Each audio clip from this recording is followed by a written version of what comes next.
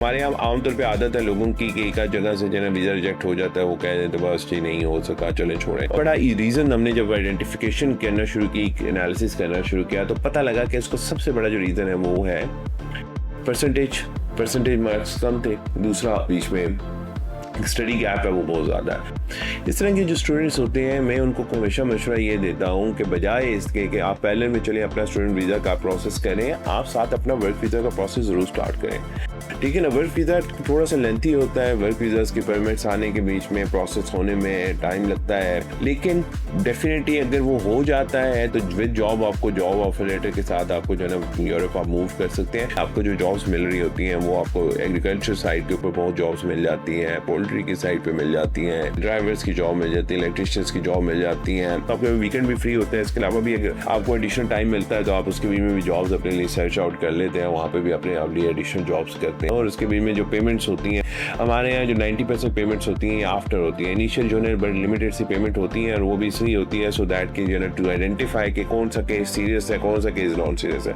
आपके interview clear हो के आप चले जाते हैं।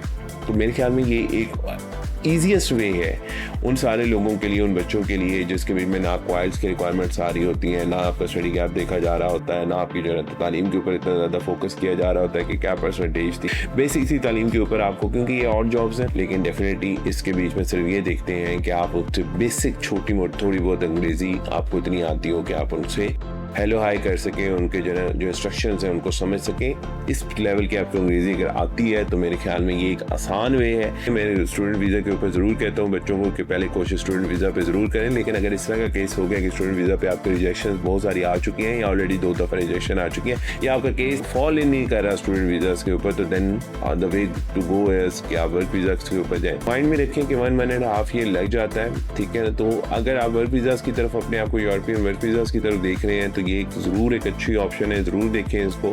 फर्दर आपकी कोई इन्फॉर्मेशन चाहिए वर्क वीज़ा के हवाले से, कौन कौन से वर्क वीज़ा अभी हमारे पास अवेलेबल हैं स्टूडेंट्स के हवाले से और वर्क वीज़ा के हवाले से, हमारे पास रिक्वायरमेंट्स बहुत ज़्यादा आती हैं और इसमें हम देख भी रहे होते हैं स्टूडेंट्स को भी, और वर्क वीज़ा की जो रिक्वायरमेंट्स आ रही होती हैं उनको डेली बेसिस पे। कल मेरे पास एक स्टूडेंट आया, उसकी स्टोरी बड़ी इंपॉर्टेंट थी। मैंने कहा मैं उन सारे स्टूडेंट्स को जो इसको वीडियो को देख रहे हैं उनको ज़रूर ये बताऊँ। Initially that student opted for UK. उसको यूके में समहाउ नहीं हुआ, एडमिशन नहीं हुआ, जा नहीं सका, उसका वीज़ा रिजेक्ट हो गया। उसने यूरोपियन कंट्रीज़ के लिए किसी एक कंसल्टेंट के थ्रू अप्लाई किया। 2 दफ़ा उसने डिफरेंट कंट्रीज़ में अप्लाई किया यूरोप की, दोनों दफ़ा उसका वीज़ा रिजेक्शन आ गई, ठीक है। उसको फिर उसने किसी ने मशवरा दिया कि आप जर्मनी के बीच में और स्वीडन के बीच में जो वीज़ाज़ हैं जिसको जॉब सीकिंग वीज़ा कहते हैं उसके लिए चले जाएँ। उसने वो भी अप्लाई किया, समहाउ वो भी नहीं हो पाया उसका। और उसके बाद उसने जो है क्या कहते हैं हमारे पास आए और हमारे से आके डिस्कस किया कल कि अब ये सारी अपॉर्चुनिटीज़ मैं अवेल कर चुका हूँ, कोशिश कर चुका हूँ, ये सारा कुछ कर चुका हूँ, तो मुझे आपको एक अपॉर्चुनिटी दें कि मैं किस साइड के ऊपर जाऊँ। इस तरह के जो स्टूडेंट्स होते हैं या इस तरह के जो लोग होते हैं, एक तो मैं उनको जो है ना बड़ा अप्रिशिएट भी करता हूँ। अप्रिशिएट इसलिए करता हूँ कि वो हिम्मत नहीं हारते। हमारे यहाँ आमतौर पे आदत है लोगों की कि एक आध जगह से जो है ना वीज़ा रिजेक्ट हो जाता है, वो कह देते बस जी नहीं हो सका चले छोड़ें, और मैक्सिमम 2 दफ़ा तो उसकी कोशिश करते हैं, 2 दफ़ा के बाद वो कोशिश नहीं करते। इस बच्चे ने 4 से 5 दफ़ा कोशिश की।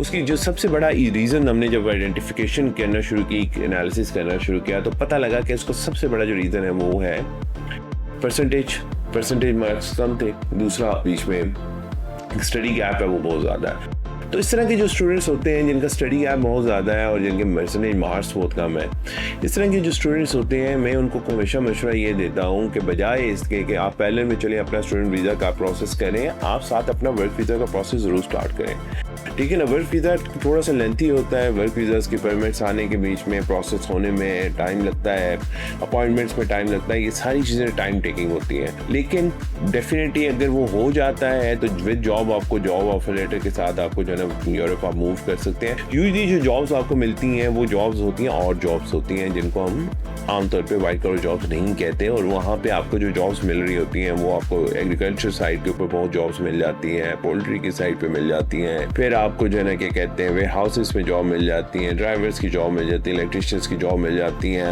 आपको जो है ना, मतलब भाई ये सारी वो ऑड जॉब्स हैं।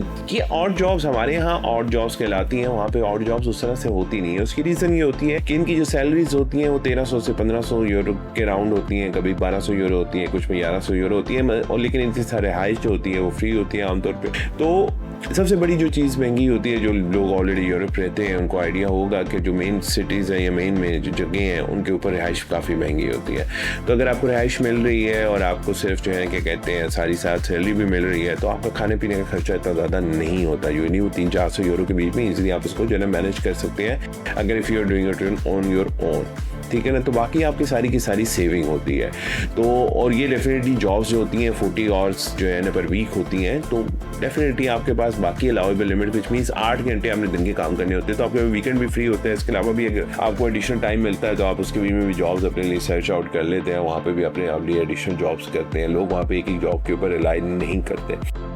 और मेरा मशवरा भी ये होता है कि अगर आपको एक रिलायबल सोर्स से आपको ये सारा प्रोसेस हो जाता है, जहाँ पे आपका ये सारा प्रोसेस कर दिया जाता है, और उसके बीच में जो पेमेंट्स होती हैं वो हमारे यहाँ, जैसे हम बीइंग कंसल्टेंट, हमारे यहाँ जो 90% पेमेंट्स होती हैं आफ्टर होती हैं। इनिशियल जो है बड़ी लिमिटेड सी पेमेंट होती है, और वो भी इसलिए होती है सो दैट कि जो है टू आइडेंटिफाई कि कौन सा केस सीरियस है, कौन सा केस नॉन सीरियस है।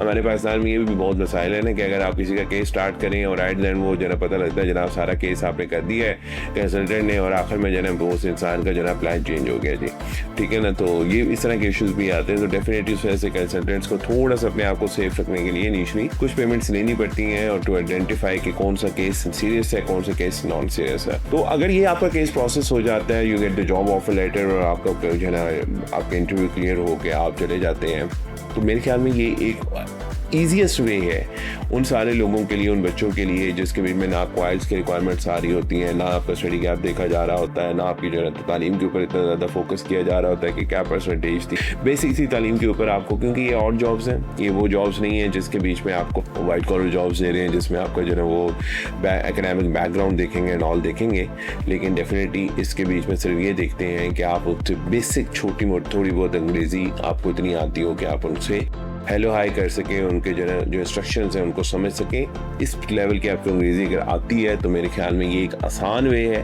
रेदर देन कि आप बाकी चीज़ों पे ज़रूर करें। मैं स्टूडेंट वीज़ा के ऊपर ज़रूर कहता हूँ बच्चों को कि पहले कोशिश स्टूडेंट वीज़ा पे ज़रूर करें, लेकिन अगर इस तरह का केस हो गया कि स्टूडेंट वीज़ा पे आपके रिजेक्शन बहुत सारी आ चुकी हैं या ऑलरेडी 2 दफ़ा रिजेक्शन आ चुकी है, या आपका केस फॉल इन नहीं कर रहा स्टूडेंट वीज़ाज़ के ऊपर, तो then the way to go is कि आप वर्क वीज़ाज़ के ऊपर जाएँ। वर्क वीज़ाज़ जो हैं उनमें टाइम का अगर मेरे से क्वेश्चन आता है कि आमतौर पर इसमें टाइम कितना लग जाता है, तो टाइम में हम कोशिश होती है हर कंसल्टेंट की कि 6 से 8 महीने के अंदर ये प्रोसेस हो जाए, लेकिन यूजुअली प्रोसेस जो है ना वो 1.5 ईयर के दरमियान जरूर चला जाता है। उसकी भी वजह बहुत सारी हैं, कभी अपॉइंटमेंट्स के इश्यूज आ जाते हैं, कभी आप क्या कहते हैं जो कंपनी बुला रही है उसकी तरफ से जो है डिलेज आ जाते हैं, कभी जो है क्या कहते हैं यहाँ पे पाकिस्तान के बीच में आपको पता है अनफॉर्चून चीज़ें बहुत सारी आ जाती हैं। वो कहते हैं कि 2 मुल्कों की लड़ाई है तो पाकिस्तान तीसरा है, जिसमें फैक्ट्स आते ही आते हैं। तो पाकिस्तान में और बहुत सारे इश्यूज आ जाते हैं, कभी आपकी एम्बेसीज बंद हुई होती हैं, कभी आपके क्या कहते हैं सैलाब के इश्यूज आए होते हैं, और बहुत सारे मसाइल चलते रहते हैं यहाँ पे पाकिस्तान में। तो इसलिए यहाँ पे जो थोड़े से कॉन्सुलेट्स वगैरह हैं उनको भी थोड़ा सा देखना होता है हमने चीज़ों को,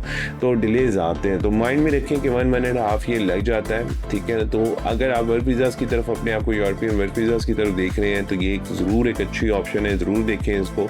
लेकिन एज आई सेड कि ओनली इन दैट केस जब आपका केस किसी भी तरह से स्टूडेंट वीज़ा के बीच में फॉल इन नहीं करता होता, तो ठीक है ना। अपना ख्याल रखें। फर्दर आपकी कोई इन्फॉर्मेशन चाहिए वर्क वीज़ाज़ के हवाले से, कौन कौन से वर्क वीज़ाज़ अभी हमारे पास अवेलेबल हैं, किन के वर्क वीज़ाज़ के ऊपर अभी हम भेज सकते हैं। इसके अलावा मैं नेक्स्ट एक वीडियो भी बनाऊंगा जिसमें मैं न्यूजीलैंड के वर्क वीज़ाज़ जो अभी हमारे पास आए हुए हैं उसके हवाले से बात करूँगा, और उसके हवाले से बहुत सारे लोग अभी हमें अप्रोच कर रहे हैं, बहुत सारे लोग तो उसके ऊपर जाने की ख्वाहिशमंद भी हैं, क्योंकि न्यूजीलैंड डेफिनेटली आपको काफ़ी एक अच्छी जो है ना अर्निंग की ऑप्शन देता है। तो मेरे ख्याल में हम नेक्स्ट वीडियो जो है ना उसको न्यूजीलैंड को कवर करेंगे। अपना ख्याल रखें।